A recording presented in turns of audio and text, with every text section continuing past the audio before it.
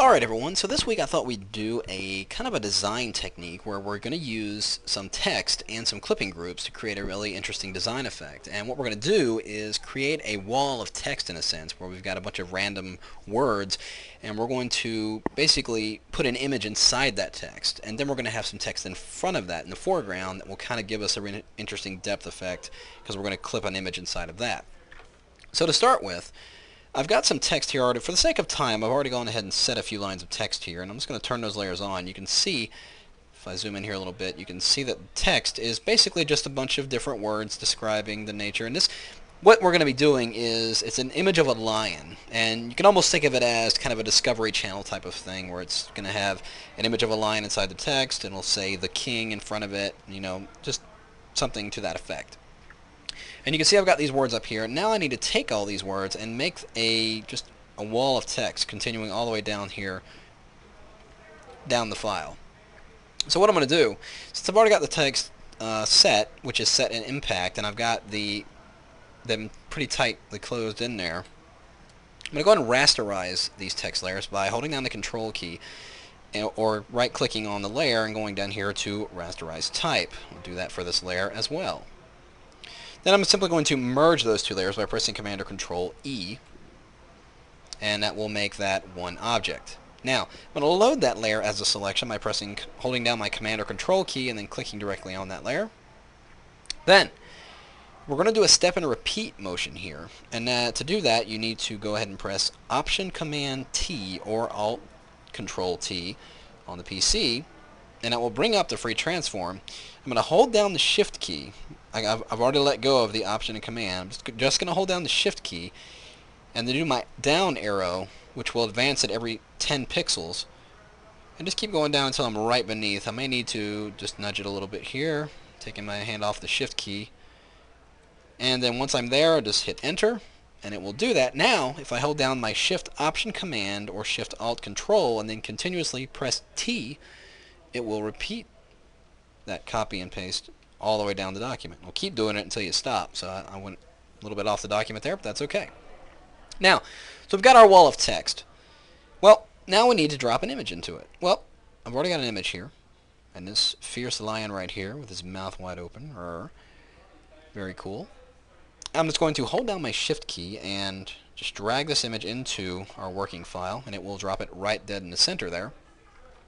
Then I'm going to bring up my free transform, Command or Control T, and I'll bring this window out. We'll just scale this out so it fills the entire area, and then just hit Enter. Now, to mask it inside the text, all I really need to do is simply go into my Layers palette, hold down my Option or Alt key, and click between the image layer and the text layer. You get those overlapping circles indicating we're about to turn this into a clipping group. Click, there it is. Now, it's getting a little lost because of our really light background. The background layer here is filled with white. Let's go ahead and fill that with a color that's kind of goes with the scene here. Let's go with a dark brown kind of. And I'll just Option Delete or Alt Backspace to fill that in there. Now, I want to give the lettering a little bit more depth in here. Let's zoom in a little bit. So what I'm going to do is actually bring up a layer style and apply a drop shadow to the text itself. Not the image of the lion, but the text. So double click on that layer icon there, and we will get the layer styles. Let's click and activate drop shadow, and the shadow is probably a tad much, so I'm going to actually drop the distance down to about 2, and also bring the size to about 3, and that's a little more subtle. So maybe drop that opacity down just a little bit too. Let's go to about 60, and hit OK. So there we are. We've got our lion inside our text layer, so that looks pretty good. Well, now let's put something in the foreground area to kind of complete it. Let's bring up the text I had already set here before. I'm going to drag this up to the above all these layers here, and we'll turn that on. It simply says King, and I want to tighten the spacing in this lettering here just a little bit. So I'm going to double click on that text layer, text icon there, which will highlight the entire text, and we'll bring up my character palette here, and right in here where we have the letter spacing, I'm simply going to basically invert the value here by typing in -50, and you can see it tightened in that spacing a little bit. So with that in play. And the reason I wanted to bring that in a little bit is because when we mask an image inside of this lettering, with the lettering closer together, it makes it much more easier to see. So I'm just going to position that right about there, and I'm going to minimize this image. I've got another image of a lion here, little subtle, really cool looking lion right there. I'm just going to, same as we did before, shift drag that image into this file. And I'm actually going to scale this one down a little bit, because this is going to be inside that lettering right down there. And I'll just hit enter, zoom in here just a little bit, bring this up so I can see it. Now, again, like we did before, I'm going to make a clipping group out of this, holding down the Alt or Option key and then clicking between those layers. And there it is, dropped it in there. And with that lion layer still selected, I can actually move it around into a position where I like it, right about there. I want to be able to see those eyes in this text and everything like that. We got to do a couple more things to this text to make it a bit more legible. So on the text layer itself, I'm going to double click on that layer and bring up the layer styles, and I'm going to apply a drop shadow. And for this shadow, I'm going to increase the size just quite a bit and the distance, so it really looks like it's hovering over that background area there, right about like that. And we'll drop that opacity right to about 65. Looks pretty good. Now I'm also going to apply a stroke to this text, and I'm just going to make it really kind of a dark stroke. Let's go and get our color picker inside the stroke options here. Let's go with a really kind of a dark brown, about like that. That looks pretty good. And we'll hit OK. We want to make sure that it's set to the outside, or rather, let's see what inside looks like. Nah, I think I like outside. It seems to tie the lettering together a little bit better. There we go. And I'm going to leave it set to a 3-pixel stroke, and once everything looks good, hit OK. There we have that. So, well, with that text in place, I want to get a little bit more interest down here. I want to kind of fade from a color to the image up here a little bit. So I'm going to click on this layer of the lion that's masked inside this text here. And I'm going to just go create a new layer right above it.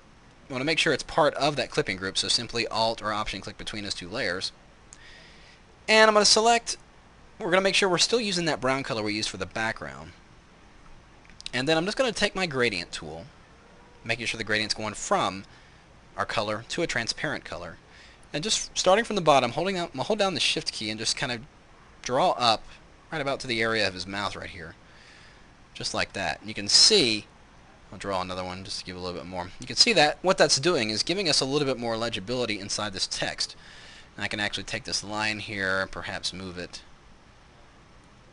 a little bit like that, just to create a little bit more interest. I can even raise the background lion image here just so it's a little bit more visible in that background. But you can really see, by using clipping groups and doing all this, you really have a lot of freedom. You don't have to mask this inside the text and, you know, just be happy with it. You can actually go in here and edit it and do all kinds of things after the fact.